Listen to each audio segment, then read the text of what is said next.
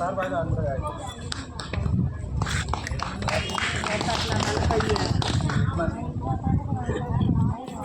அனைவருக்கும் வணக்கம். இன்றைய தினம் வந்து சுதந்திர தின விழா. அதனால் வந்து நமக்கு மக்களுக்கு வந்து உரிமை கிடைத்த நாள் தான் சுதந்திரம். அதனால் நாம் இன்றைய தினம் கூடி விவாதிக்கும் போது நம்ம கிராமத்துடைய பல்வேறு மேம்பாடுகளை பற்றியும் நம்ம கிராமம் எவ்வாறு வந்து முன்னேறணும், என்னென்ன அரசு திட்டங்கள் இருக்குது அப்படின்றத பற்றிலாம் நம்ம விவாதம் பண்ணுறோம். அந்த வகையில் கல்வித்துறையில் நம்முடைய தமிழ்நாடு அரசு பல்வேறு விஷயங்களை வந்து நமக்கு முன்னெடுத்து செல்கிறாங்க. அதில் பார்த்திங்கன்னா நம்முடைய வெம்பாக்கம் ஒன்றியத்தில் இருக்கக்கூடிய அனைத்து பள்ளிகள்லேயும் ஸ்மார்ட் போர்ட் அப்படின்ற ஒரு திட்டத்தை ஏற்படுத்தி இப்போ வந்து நமக்கு கல்வி எதன் மூலமாக கிடைக்குதுன்னா, குழந்தைகள் வந்து ஒவ்வொரு பள்ளியும் ஒரு ஸ்மார்ட் போர்டு கொண்டு கொடுக்குறாங்க. அந்த ஸ்மார்ட் போர்டு மூலமாக குழந்தைகள் நேரடியாக பார்த்து கற்றுக்கொள்ளக்கூடிய ஒரு வாய்ப்பு குழந்தைகளுக்கு இருக்குது. அதனால் அரசு பள்ளியில் தான் நம்ம சேர்க்கணும். அரசு பள்ளியில் சேர்த்திங்கன்னு சொன்னால் உங்கள் குழந்தைகளை 20% இடஒதுக்கீடு இருக்குது. தமிழ் வழியில் படிக்கக்கூடிய அரசு பள்ளியில் படிக்கக்கூடிய அனைத்து குழந்தைகளுக்கும் 20% இடஒதுக்கீடு இருக்குது. எதுக்குன்னா வேலை வாய்ப்பு, படிக்க வைக்கிறதுக்கு வேலை பெறுவது.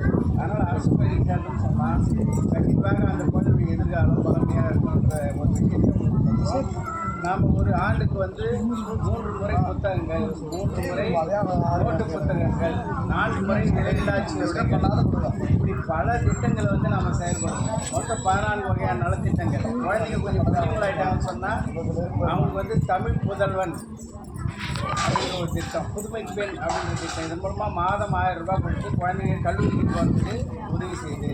அப்போ வந்து மத்திய அரசு இலவச கட்டாய கல்வி உரிமை சட்டத்தை நடைமுறைப்படுத்தி வருகிறது. அதன் மூலமாக குழந்தைகளுக்கு கல்வி உரிமை வந்து காக்கப்படுகிறது.